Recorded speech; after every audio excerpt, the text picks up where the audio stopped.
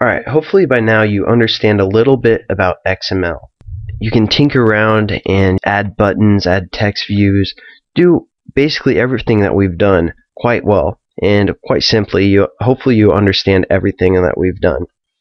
But basically there's an easier way to do this for people that don't have a lot of programming skills.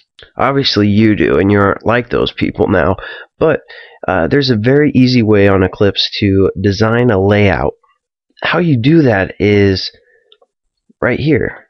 When you go in the graphical view, you can just drag and drop. So let's add another button. We'll look for a button down here, and it should be, sorry, it's up here, a button. We'll just drag and drop this. Bam, a button. And then how do you change it to make it more like this button? I'm not sure if you guys have a properties up here, right here, but that's how you do it. But if you don't, I'm going to show you. Down here in the left corner, you just click right here, go to Other, and it'll be under the General folder. Here's Properties. Here's your Properties tab. I usually just drag it over to this section right here, drop it, maybe lay it down a little bit. I'll show you the layout too. Here's kind of a graphical view of what you've written in JavaScript, or I'm sorry, in XML. Here's your layout view, and here's all the things within the layout view. Again, it's here's your first text view. It selects it, second, so on. We're going to go down to the button we haven't made ourselves in XML, and we're going to now make this button to look like this exactly, except we're going to say something else besides tutorial. We'll say tutorial 2 because we're so original and fresh like that. But we're going to go up to the properties, and basically we're going to look for those keywords that we're using in XML and change them through the properties tab to get basically the same identical thing. So first of all, we're going to change the text from this to tutorial 2. Okay, and what else do we need? We need it to fill parent for the width. So let's see, it's miscellaneous layout width. That's what I was looking for. There's also a pull down bar where you can choose just fill parent. And again, just to see your results, you click the save button. There we go, we're getting somewhere now. But we're going to go set size to 25 dp and set style to, let's see, bold. There we go. We're just going to set it to bold. So now we almost have an identical button. And we're just going to save it again. And then we can go back to our XML and look at the comparisons. Basically, it's pretty much the same. They have it all in one line, so I'm going to change that so we can kind of look at it. Okay, so basically it's the exact same as this one, but wait, what is this ID? Basically, this makes a reference. When we're in Java, we need a way to reference it, and that's what the ID is for. So in Java, we're going to use button 1. That's a reference point, but we could also label this whatever we'd like. Tutorial 2. 12. Tutorial 12 makes a lot of sense. But basically, to make a reference, you're going to have to use the ID and use the @ plus ID \, and then name it whatever you want to reference in your JavaScript. And we'll get to that later, so that might be a little bit confusing. But every time you create a button, a button through the graphical layout, it automatically makes the ID, because otherwise a button's completely pointless if it doesn't do anything, and it won't do anything if you don't have an ID, because Java is where it's at to make stuff happen. So otherwise, besides that, the height, we have wrap content, the text, width, so on. We pretty much have the exact same layout, and you're probably mad at me for teaching you how to type it out when it's so easy as drag and drop. But this way you can have a little understanding of what's going on in the background. And that's what I wanted you to learn, because now you can be more than lazy and feel good about it. Because when we get into Java, you can't just drag and drop.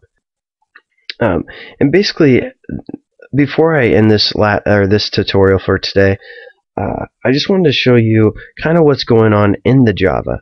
So we're going to open this. Oh crap! Just Control Z. Okay. We're going to open the Android manifest, which is, like I said, that's the thing that says, okay, yeah, you can run. This is XML for the manifest, and it's a little different than what we have been doing. But basically, I want to show you what the manifest kind of does. I need more screen power here. Okay. Basically, I want to show you what the manifest does. Just in a short, really quick explanation. I don't want to explain everything. Basically, here's the function for your application. It uses the icon which comes when you start a new package. This is what's on your menu screen on the emulator. When you click it, it actually runs a program. And when it runs the program, it starts the JavaScript, my main, which is this one right here. And it labels it the string app name, which we defined at the beginning, but I think you can change that, as well as it just launches, does the main actions. It's still pretty basic stuff. We aren't going to mess around with the manifest yet, but what I wanted to go to next is your main Java. So basically, the manifest starts up my main Java, and this is going to be a little bit confusing because we haven't learned Java yet. But on create, this is when the activity starts. Basically on create, so it's going to do everything within these brackets. And one of those things, set content view, which is actually, it references the resource file layout main, which is actually what we have been doing in XML. So it starts this up. That's why when we ran the program, it had that background with the buttons and the text view, because it starts up here. You can create more layouts by going new other Android XML file. And you can just type that splash screen. That's what we're going to do next. It's going to be a layout. There's some other options we can choose from. We'll get into a little bit later. But we need to name it Splash XML. Finish. So this one is just all black. There's nothing in there. We haven't added any buttons. But let's go to here. Now we can reference that one or this one on when this activity creates. So we're just going to go R layout splash. Did I do that right? And this is like one of those. This is I hit enter and I hit save. This is one of those times where I think if you just clean the project, it will figure out what's wrong and refresh everything. Yeah, see, now it's referencing it. So now when we run our emulator, we shouldn't even get that custom sweet background layout that we got before, this one. But when we run it, we should just get that blank splash screen, because that's what we called in Java. So I just wanted to give you a little intro of what's going on with Java. Even though you probably don't understand anything else in that, I just wanted you to understand the set content view when the application is run. And this application, like I said earlier, is run because of the manifest calls this one to run first. I think it should be running our application here any second. Yep, it's just black screen. This is the splash that we defined.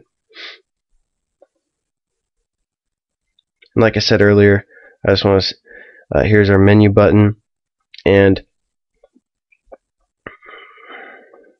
the basics. There's our app.